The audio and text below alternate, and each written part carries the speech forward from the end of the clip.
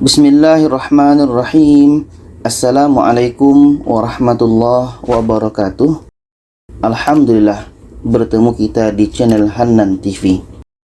Saya doakan kita semua selalu sehat, rezeki dilancarkan, dan kita semakin semangat untuk belajar mengaji.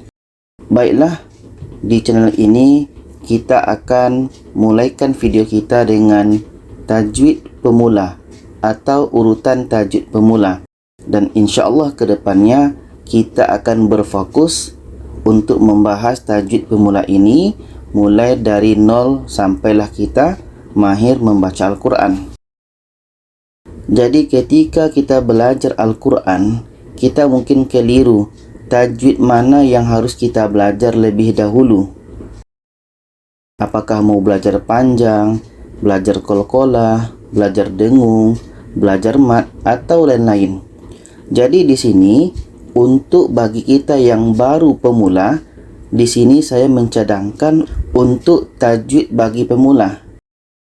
Jadi yang pertama yang harus kita belajar adalah kita harus kenal huruf. Semua huruf hijaiyah ini harus kita kenal, harus kita tahu. Yang warna kuning ini ejaan huruf hijaiyah ketika tidak berbaris. Alif, ba, ta, sa, jim, ha, kho, hinggalah ya. Jadi huruf hijaiyah ini kita harus tahu mulai dari alif sampai ya. Ini langkah yang pertama. Langkah kedua yang harus kita belajar adalah tentang baris atau harokat. Ada berapa baris atau harokat dalam Al-Quran ini? Satu, ada baris fathah atau di atas. Yang kedua ada baris kasrah atau di bawah. Yang ketiga baris dhammah atau di depan. Yang keempat ini tanwin atas atau fathatain. Yang kelima ini tanwin bawah atau kasratain. Yang keenam ini tanwin dhammah atau dhammatain. Yang ketujuh ada tasydid atau syaddah. Ada juga yang sebutnya dengan syiddah. Ada juga yang sebut dengan sabdu. Yang kedelapan sukun atau baris mati. Jadi ini langkah kedua yang harus kita belajar bagi pemula. Kita harus tahu baris atau harokat. Sekarang kita masuk yang ketiga, yaitunya kita baru masuk belajar panjang pendek. Dan panjang pendek ini ada tajuk khasnya, yaitunya saya mencadangkan judulnya tanda panjang. Tanda panjang. Kalau kita ingin belajar terus mat, ada mat wajib, mutasil, mat jaiz.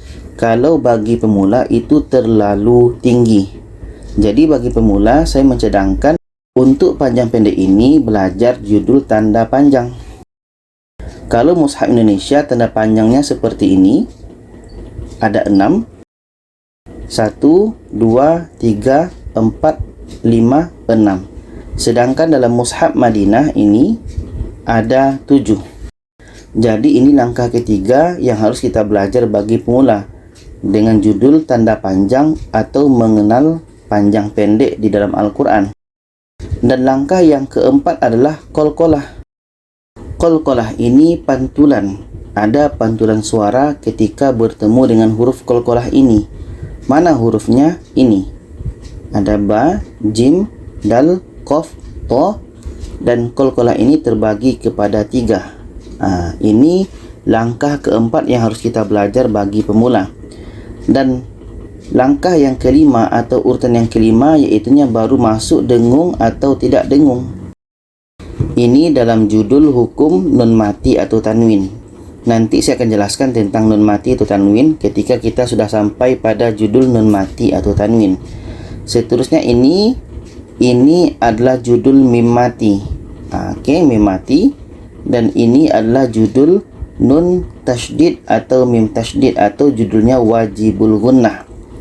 Jadi dalam dengung atau tidak dengung ada 3 judul. Yang pertama judul nun mati atau tanwin. Yang kedua judul mim mati atau mim sukun. Dan yang ketiga wajibul gunnah. Ini urutan kelima bagi pemula. Sedangkan urutan yang keenam baru kita masuk ke judul mat. Mat ini sangat banyak. Kita mulai dengan mat aslinya. Setelah itu mat wajib muttasil, mat jaiz munfasil. Setelah itu mat arid li sukun, mat lain, ada mat iwad, mat silah, mat badal, mat tamkin, mat farku, mat lazim kilmi mukhaffaf dan kilmi mutsaqqal, dan mat lazim harfi mukhaffaf dan harfi mutsaqqal. Jadi inilah judul mat. Mat ini sangat banyak dan bagi pemula sangat susah. Jadi itu saya letakkan nomor 6. Jadi kesimpulannya adalah yang pertama yang harus kita belajar adalah tentang huruf. Semua huruf hijaiyah kita harus tahu. Dan yang kedua adalah baris atau harakat. Semua baris yang ada dalam Al-Quran kita harus tahu. Dan yang ketiga panjang pendek. Dan judul yang saya cadangkan tadi adalah judul tanda panjang. Yang keempat qalqalah. Dan yang kelima berkenaan dengan dengung atau tidak dengung. Untuk dengung atau tidak dengung ini ada beberapa judul. Yang pertama nun tasydid atau mim tasydid. Dan yang kedua nun sukun atau tanwin. Dan yang ketiga mim sukun. Dan langkah yang keenam baru kita belajar mat. Dan mat ini adalah salah satu judul yang sangat berat. Makanya tadi panjang pendek ini saya tidak menyarankan mat ini. Saya lebih menyarankan untuk menguasai tanda panjang ini. Jadi itu saja, semoga bisa dipahami. Kalau ada saran, pertanyaan boleh komen di bawah. Silakan share kepada lainnya. Terima kasih. Wassalamualaikum warahmatullahi wabarakatuh.